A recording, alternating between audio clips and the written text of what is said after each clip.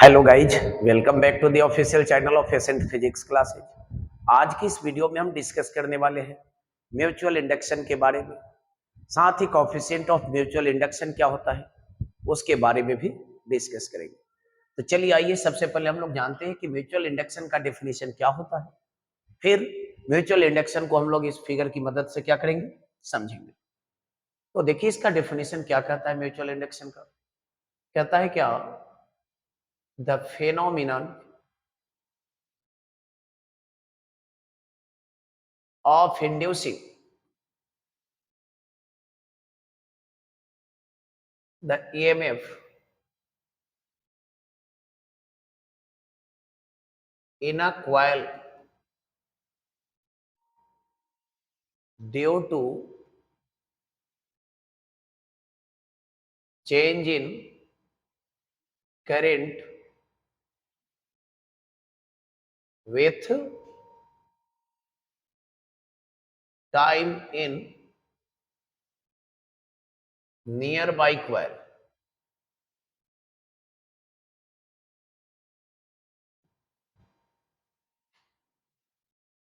is called mutual induction। यानी कहता है कि म्यूचुअल इंडक्शन क्या है, समझेंगे इसको। यह किसी भी दो कॉइल का समझिए तो वह प्रॉपर्टी है जिसके वजह से किसी एक कॉइल से यदि आप चेंजिंग करंट को फ्लो कराते हैं तो दूसरे कॉइल में ईएमएफ क्या होती है, इंड्यूस्ड हो जाती है। ठीक है ना। सपोजिटेड फिगर में आप देख लीजिए, यहाँ पे मान लीजिए हमारे पास दो कॉइल है, एक प्राइमरी और दूसरा क्या है, सेकेंडरी। वाला कॉइल को हम लोग क्या कह सकते हैं,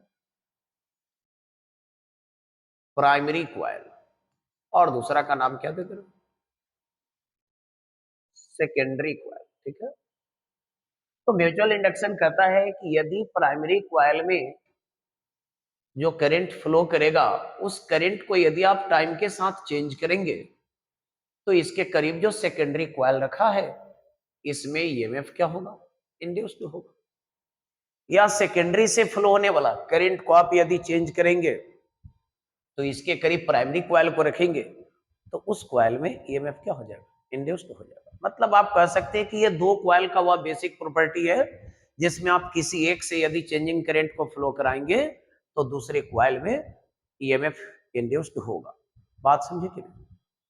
अब सोच रहे होंगे कि सर एक कॉइल से चेंजिंग करंट को हम फ्लो कराएंगे तो दूसरे में ईएमएफ कैसे इंड्यूस्ड हो जाएगा। तो काफी सिंपल है ये घटना, आसानी से आप इसको समझ सकते हैं। देखिए सपोज डेट हमारे पास जो प्राइमरी कॉइल है इसको बैटरी से कनेक्ट किया गया है की के द्वारा। तो की को आप जैसे ही क्लोज करेंगे तो कॉइल से करंट का फ्लो होना क्या होगा, स्टार्ट हो जाएगा। और करंट जब कॉइल से फ्लो करेगा तो ये कॉइल अपने चारों ओर क्या प्रोड्यूस करेगा, मैग्नेटिक फील्ड को प्रोड्यूस करेगा। सबको ये बात मालूम है, ये कॉइल अपने चारों ओर क्या करेगा, मैग्नेटिक फील्ड को प्रोड्यूस करेगा। अब देखिए अगर इससे फ्लो होने वाले करंट के स्ट्रेंथ को आप क्या करेंगे, चेंज करेंगे, तो कॉइल जो अपने चारों ओर मैग्नेटिक फील्ड को प्रोड्यूस करेगा वो मैग्नेटिक फील्ड का स्ट्रेंथ भी क्या होगा, चेंज होगा।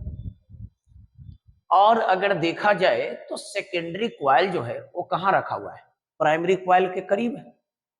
मतलब कहने का है कि सेकेंडरी कॉइल जो है वो लाइज करेगा कहां पे, मैग्नेटिक फील्ड में, किसके, प्राइमरी कॉइल। प्राइमरी कॉइल के मैग्नेटिक फील्ड में लाइज करेगा कौन, सेकेंडरी कॉइल। यानी कहने का मतलब है कि सेकेंडरी कॉइल से लिंक्ड होने वाला जो फ्लक्स होगा वो फ्लक्स भी क्या होने लगेगा, चेंज होने लगेगा। क्योंकि फ्लक्स निकालने की फॉर्मूला क्या होती है, बी इंटू ए कॉस थीटा। तो आपको मालूम है कि फ्लक्स की वैल्यू मेनली तीन फैक्टर पे डिपेंड करता है, एक मैग्नेटिक फील्ड के स्ट्रेंथ पे, दूसरा कॉइल के एरिया पे, और तीसरा ये एंगल थीटा जो कि मैग्नेटिक फील्ड और कॉइल का जो एरिया वेक्टर होता है दोनों के बीच का एंगल होगा। तो अगर तीनों में से कोई एक क्वांटिटी चेंज होता है तो मैग्नेटिक फ्लक्स भी क्या होता है, चेंज होता है। तो आप सिंपली देखिए कि प्राइमरी क्वाइल से फ्लो होने वाले करंट को चेंज करेंगे तो प्राइमरी क्वाइल अपने चारों ओर चेंजिंग मैग्नेटिक फील्ड को प्रोड्यूस करेगा और सेकेंडरी क्वाइल कहां पे लाइज करेगा, प्राइमरी के मैग्नेटिक फील्ड में, ठीक है ना।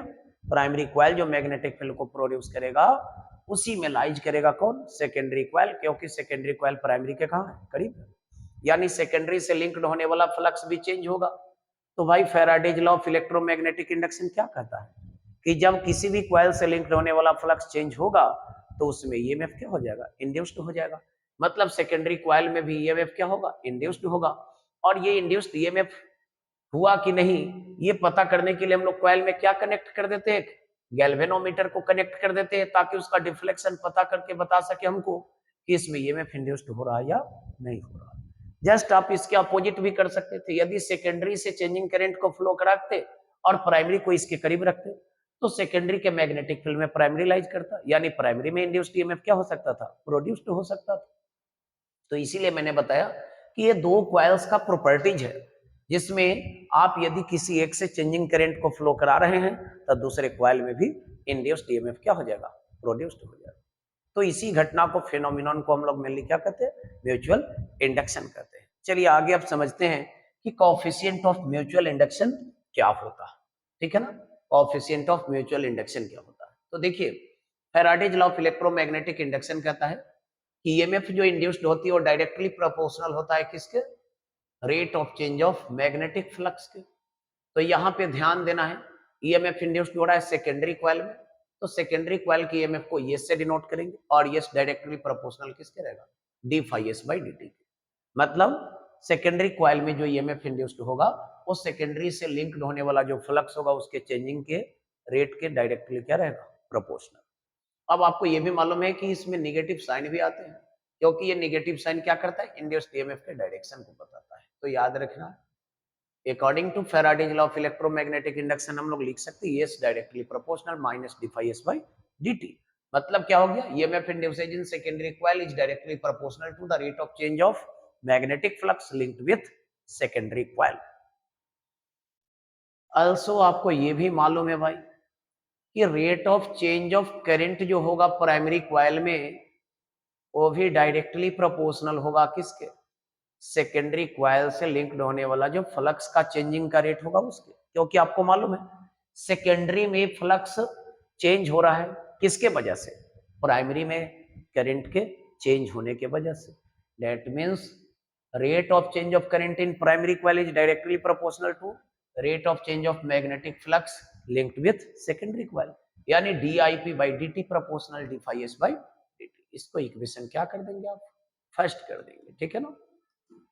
बात करें अगर हम दोनों इक्वेशन की तो देख लीजिए दोनों इक्वेशन का एक साइड इक्वल है तो दूसरा साइड भी क्या हो जाएगा, इक्वल। फ्रॉम इक्वेशन 1 एंड 2 दोनों साइड देख लीजिए, यहाँ पे दोनों का एक साइड इक्वल है तो दूसरे साइड को भी इक्वल कर देंगे। तो आप ES proportional minus DIP upon क्या लिखेंगे, DT, और ES is equal to minus M DIP upon क्या लिख सकते हैं, DT, ठीक है ना। वेयर M आपका क्या रहेगा, कांस्टेंट, याद रखना where M is equal to क्या रहेगा, कांस्टेंट। और इसी कांस्टेंट को हम लोग क्या कहते हैं मालूम है, कोएफिशिएंट ऑफ क्या कहा जाता है, म्यूचुअल इंडक्शन, म्यूचुअल इंडक्शन। सोच रहे होंगे सर इसको हम डिफाइन कैसे कर सकते हैं, तो देखिए काफी सिंपल डेफिनेशन हो जाएगा। मान लेते हैं हम if DIP upon DT is equal to 1, यानी DIP अपॉन DT का वैल्यू 1 के इक्वल लेते हैं, देन ES किसके इक्वल लिख सकते हैं, M। कहेंगे सर नेगेटिव साइन कहाँ गया, तो नेगेटिव साइन का काम था इंड्यूस्ड ईएमएफ के डायरेक्शन को बताना, यानी नेगेटिव साइन को हटाकर ES इज इक्वल टू क्या लिख सकते हैं, M। यानी सेकेंडरी क्वाइल में जो ईएमएफ इंड्यूस्ड हो रहा है वो किसके इक्वल हो गया, कोएफिशिएंट ऑफ म्यूचुअल इंडक्शन के। कब, जब प्राइमरी क्वाइल से फ्लो होने वाला करंट का जो चेंज ऑफ रेट है वो किसके इक्वल है, 1 के इक्वल। तो आप कह सकते हैं coefficient of mutual induction is defined as the induced EMF produced in secondary coil due to unit change of current in primary coil। Primary coil में करंट के यूनिट चेंज होने से सेकेंडरी कॉइल में जो ईएमएफ इंड्यूस्ड होगा वो induced EMF हमारा क्या कहलाएगा, कोएफिशिएंट ऑफ म्यूचुअल इंडक्शन कहलाएगा। आई होप कि ये वीडियो आप लोगों को अच्छा लगेगा। आप इसे ज्यादा से ज्यादा लाइक और शेयर करें।